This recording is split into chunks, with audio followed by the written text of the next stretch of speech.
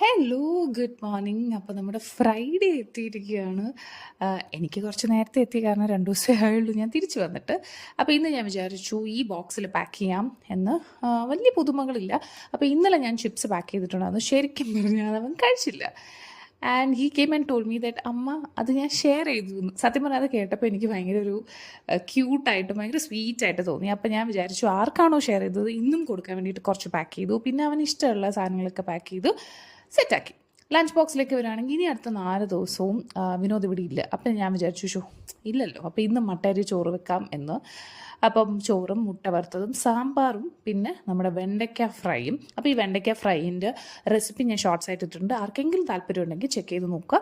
പിന്നെ മധുരത്തിന് checker board cake, ഇതും നമ്മുടെ സ്ക്വയർ വണ്ണിൽ വളരെ പോപ്പുലർ ആയിട്ടുള്ളൊരു കേക്കാട്ടോ ഇത്. അത് കുറച്ച് പൊടിഞ്ഞു പോയി. അപ്പോൾ അതും പാക്ക് ചെയ്തു, രണ്ടുപേരെയും പറഞ്ഞു വിട്ടു. അപ്പോൾ നമുക്കിനി മൺഡേ കാണാം.